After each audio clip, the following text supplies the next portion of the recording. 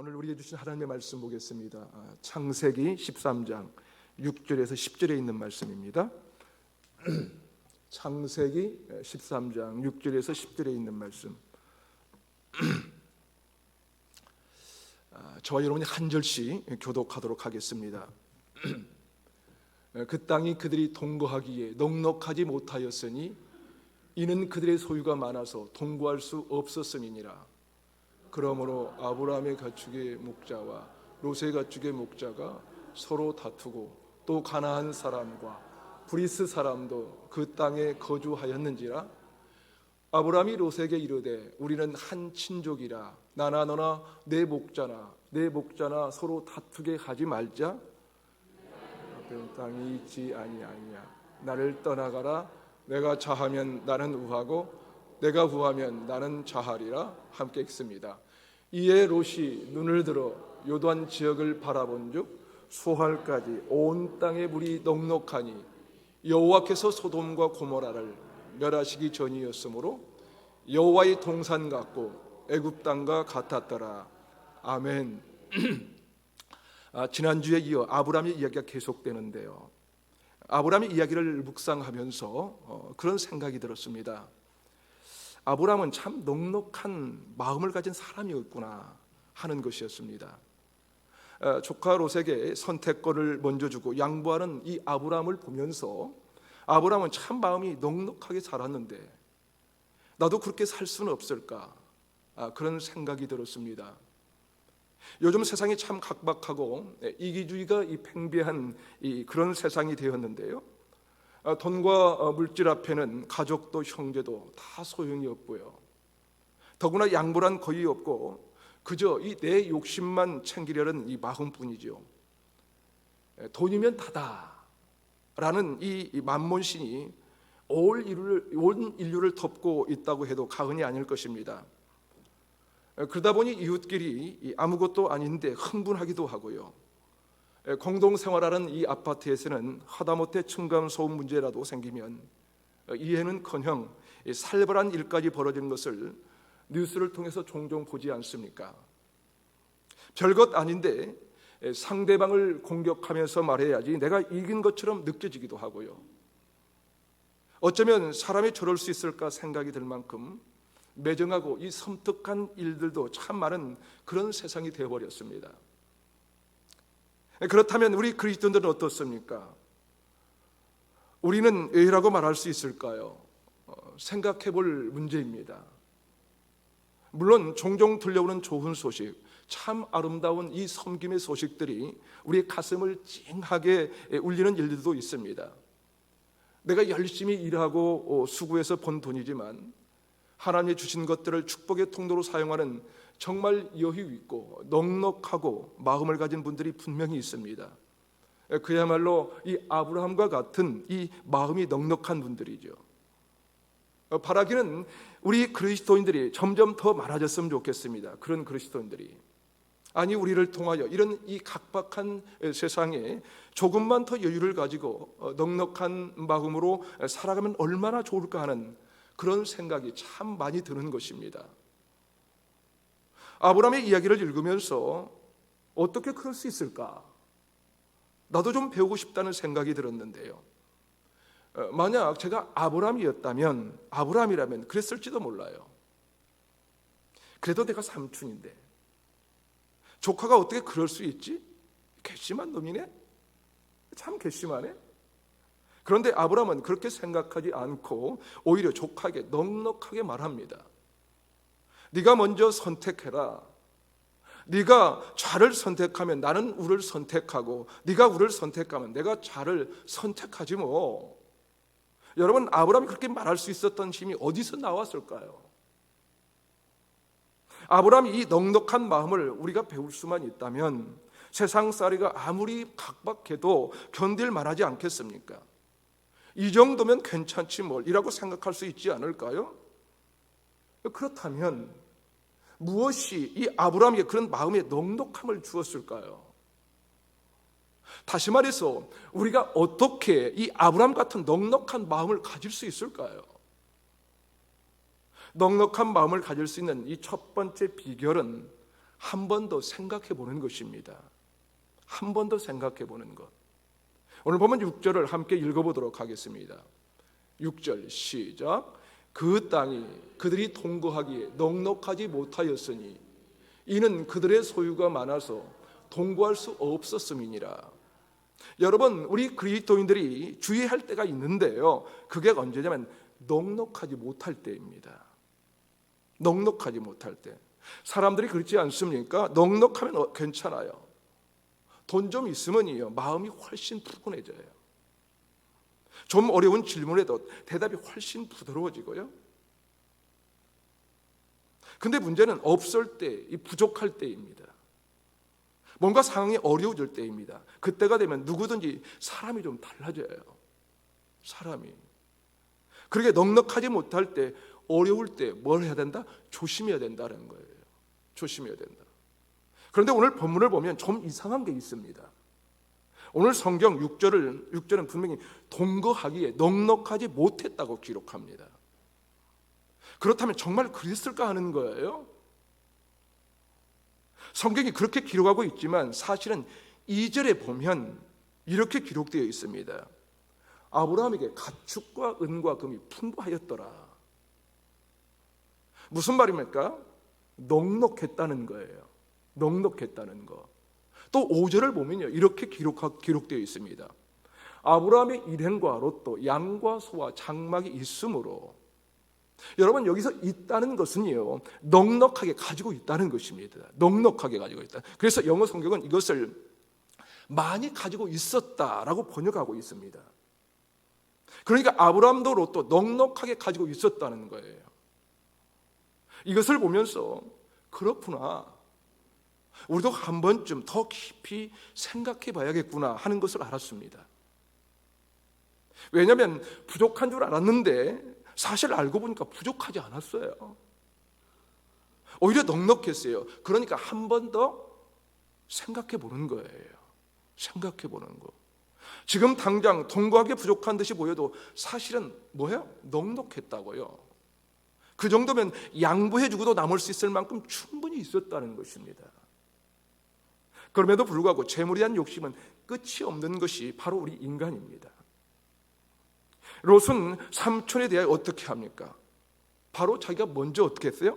좋은 것을 선택한 거예요. 선택해버립니다. 그렇다면 우리는 어떻습니까? 자꾸 넉넉하지 못하다고 생각을 하는 것은 아닌가요? 사실 넉넉하지 않아도 잘 살고 있는데 이 정도면 살만한데, 그런데 우리는 자꾸만 부족하다고, 모자라다고, 필요하다고 하는 거예요. 여러분, 제가 여러분을 깊이 다 알 수는 없지만요, 혹시 여러분 중에 하늘을 지붕 삼아 사는 분 계십니까? 그런 분 계세요? 아니요, 그런 분은 한 분도 없는 줄 압니다. 혹시 어려울지라도 다 그래도 지붕에 있는 집에 살고 있지 않습니까? 그것이 자가이든지 전세이든지 월세이든지. 여러분이 하늘을 지붕 삼아 사는 사람은 없잖아요. 그것만으로도 우리가 마음의 여유를 가지면 좋지 않을까 하는 거예요. 오늘 말씀해 보면 통거하기에 넉넉하지 못했다고 했는데 사실은 그 뒤에 말씀은 이렇게 기록하고 있습니다.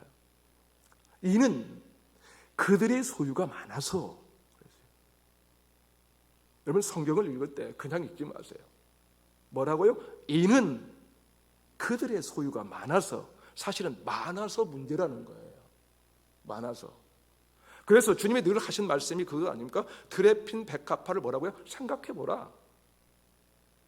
그냥 보지 말고 한 번 더 생각해 보라는 거예요. 공중에 나는 새들을 생각해 보라는 것입니다. 길쌈도 하지 않고 창고에 모아드리지도 않지만 하나님께서 먹여주시지 않냐고 한 번 더 뭐라고요? 생각해 보라. 생각해 보라 하신 거예요. 우리가 한 번만 더 생각해 보면 이해가 안 된 것들도요, 이해할 수 있는 일들이 얼마나 많은지 모릅니다.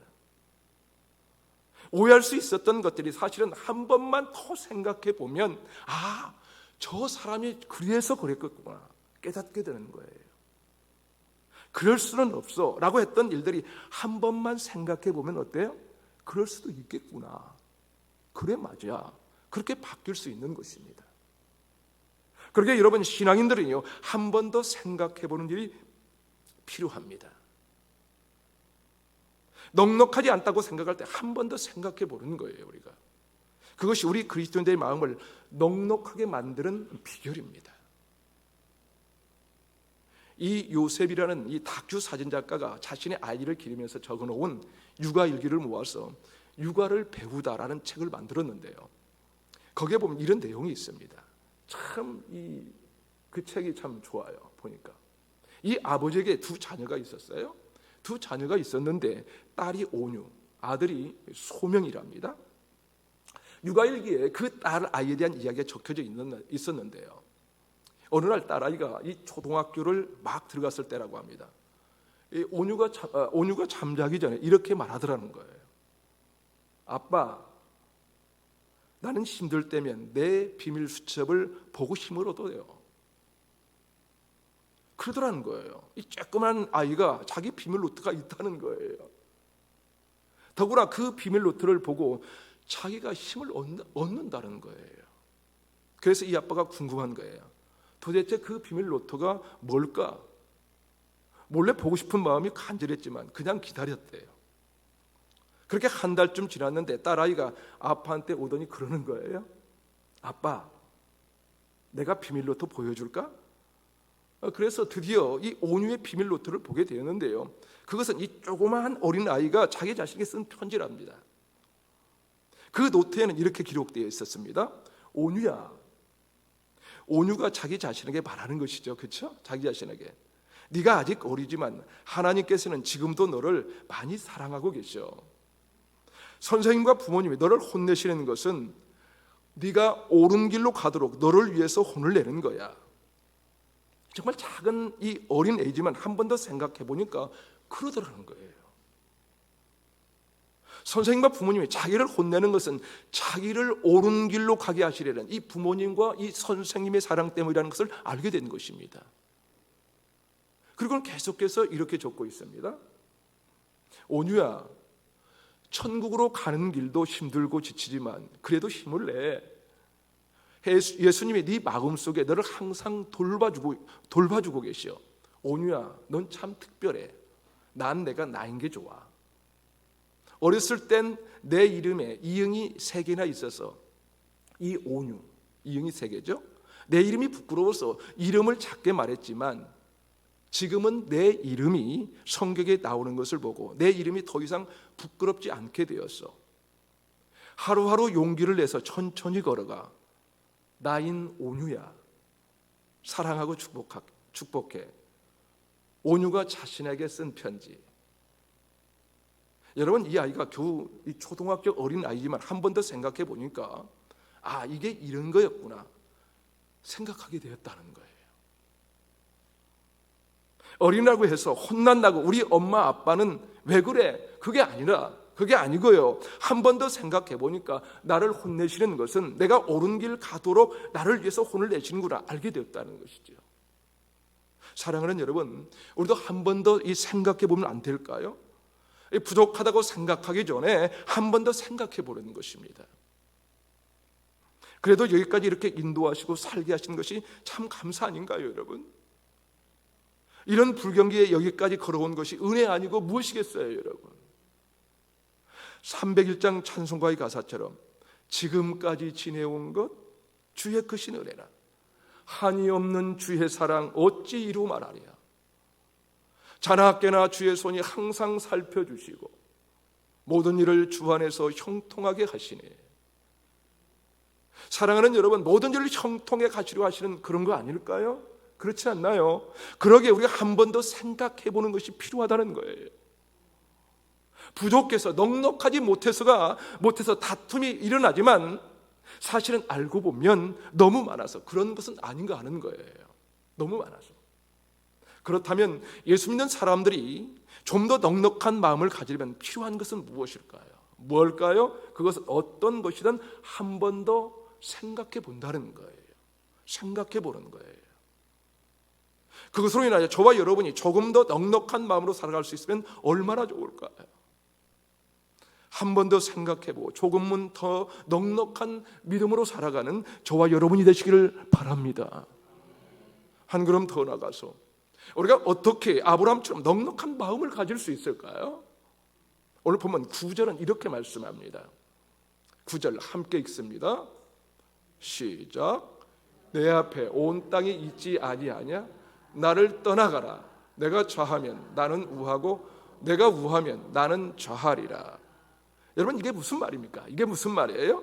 아브라함이 롯에게 말합니다. 네가 왼쪽을 선택하면 나는 오른쪽을 선택하고 네가 오른쪽을 선택하면 나는 왼쪽을 선택할게. 다시 말해서 아브라함은 롯이 선택하고 난 다음 남은 것을 갖겠다는 것입니다. 무슨 뜻일까요? 여러분, 이것을 보면서 깨닫게 되었는데요, 넉넉한 마음을 우리가 가지려면, 다시 말해서 마음을 넉넉하게 만드는 비결 두 번째는 한 템포만 늦추는 것입니다. 한 템포만 늦추면 넉넉해집니다. 내가 먼저 하겠다고 말하고 생각하면 불편해져요. 그런데 한 템포만 늦추면, 그래서 네가 먼저 할래? 네가 먼저 해. 네가 먼저 해 라고 말하면 마음이 편안하고 어떻다고요? 넉넉해진다는 거예요. 여러분, 넉넉한 마음을 가지려면 한 템포 늦추는 것입니다. 자녀와도 관계도요, 내가 한 템포만 늦추면 갈등이 거의 없어요. 그런데 우리가 어떻습니까? 내가 먼저 나서는 거예요.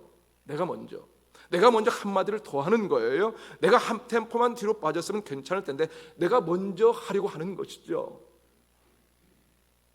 남편과 아내의 관계도 마찬가지입니다. 다른 사람들과의 관계도 마찬가지예요. 내가 한 템포만 늦추면 괜찮은데 내가 더 빠르게 하려고 하니까 갈등이 일어납니다.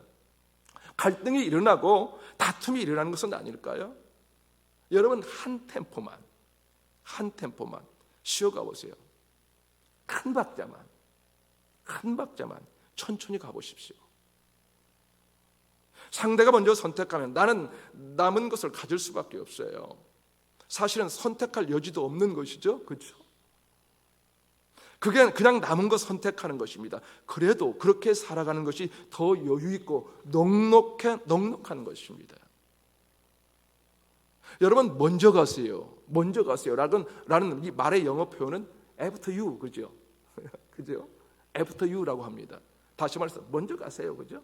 먼저 가세요라고 하는 것은 당신보다 내가 뒤에 갈게요 라고 말하는 것입니다. 어떤 곳에서 문 앞에 많은 사람들이 서 있는데 거기서 가는 사람 after you 그러면 갑자기 분위기가 어떻게 하겠습니까? 환해집니다. 오늘 본문의 아브라함이 그런 것입니다. 아브라함은 롯에게 내가 먼저 가겠다고, 내가 먼저 선택했다고 말했어도 됐어요. 충분히 그런 권한이 있었습니다. 그럼에도 불구하고 아브라함은 after you, 당신 먼저, after you 라고 한 템포를 늦춘 것입니다. 여러분, 천천히 간다고 꼭 늦게 가는 것만은 아닙니다. 꼭 빨리 간다고, 먼저 목적지에 도착한다고 보장할 수 있을까요, 여러분? 그런가요? 이런 글을 본 적이 있습니다. 인생에 있어서 이 두 점 사이에 최단거리는 직선이 아닙니다. 인생이란 틀 안에 두 점 사이에 최단거리는 직선이 아니라는 거예요. 여러분, 점과 점 사이에 최단거리는 뭐예요? 직선이에요. 직선. 곡선으로 만들면 더 멀어지는 거예요. 그런데 인생에서 있어서 말하는 두 점 사이에 이 최단거리는 직선이 아니라는 것입니다. 직선이. 오히려 멀리 돌아갈수록 목적지에 더 빨리 도달할 수도 있습니다. 직선이 두 점을 연결하는 최단 경로인 것은 맞지만 인생에는 직선 코스란 결코 없습니다. 꼬불꼬불한 역정의 길을 갈 때 우리는 더 단단해지고요. 험한 길로 돌아가는 것이 나중에 보면 나 자신이 한 단계 도약할 수 있는 이 최단 이 코스임을 알게 됩니다. 우리는 어려움을 만나면 어떻습니까? 내 인생이 왜 이렇게 되었나? 돌아가게 된 인생을 원망합니다. 그걸 원망하지만 그러나 이 꼬불꼬불한 역정의 길이 어쩌면 우리를 한 단계 더 도약하게 만드는 이 최단거리일 수도 있다는 것입니다. 그러게 여러분, 너무 급하게 가려고 하지 마시기 바랍니다. 천천히 가세요. 천천히. 요즘은 100세 시대를 넘어 뭡니까? 120세대라고 하지 않습니까? 그러니 천천히 가시기 바랍니다. 천천히. 여러분 너무 급하게 생각하지 마세요. 천천히. 자녀들에게도 너무 재촉하지 마세요. 천천히. 그러면 이것도 경험해보고 저것도 경험해보고 실패를 통해서 배우고 성공을 통해서도 배우기도 하는 것입니다. 그러니 한 템포 늦춰서 천천히 하는 것입니다. 너무 직선만 좋아하지 마십시오. 너무 직선만. 너무 최단거리만 사모하지 마시기를 바라요. 최단거리만. 좀 돌아간다고 해서 불평하지 마십시오, 여러분. 오히려 한 템포 늦춰서 어떻게 넉넉한 마음을 가지시기 바랍니다. 넉넉한 마음. 누군가에게 말을 할 때도 그래요. 한 번 더 생각해보고 어떻게 천천히 말하면 수많은 갈등을 잠재울 수 있을 것입니다. 한 걸음만 천천히 가도 어쩌면 삶은 훨씬 더 여유가 이어질 것이에요. 여유가 있어요. 꼭 내가 먼저 가야지. 내가 한 걸음 더 빨리 가야지. 그렇게 말하지 마십시오. 천천히 한 템포 늦춰서 가시기를 바랍니다. 네가 좌하면 나는 우하고 네가 우하면 나는 좌하리라. 그런 마음으로 살아갈 때 우리가 조금 더 넉넉한 마음으로 살아갈 수 있는 것 아니겠습니까? 그렇게 한 템포만 늦추더라도 넉넉한 우리가 마음을 가지는 저와 여러분이 되시기를 주님의 이름으로 축복합니다. 마지막으로 우리가 어떻게 아브라함처럼 이 넉넉한 마음을 가질 수 있을까? 다시 말해서 마음을 넉넉하게 만드는 비결 세 번째는 내가 선택하지 말고 하나님의 인도하심을 받아야 됩니다. 하나님의 인도하심을. 자, 과연 그러지? 창세기 3장 10절은 이렇게 말씀합니다. 10절 함께 읽겠습니다. 시작. 이에 롯이 눈을 들어 요단 지역을 바라본즉 소할까지 온 땅에 물이 넉넉하니 여호와께서 소돔과 고모라를 말하시기 전이었으므로 여호와의 동산 같고 애굽 땅과 같았더라. 여러분 이게 무슨 말입니까? 이게 무슨 말이에요? 롯이 먼저 선택한 땅이 좋은 땅이었을까요? 좋지 않는 땅이었을까요? 어떤 땅이었어요? 땅은 좋은 땅처럼 보이는데 아니라는 거예요. 아니다. 왜요?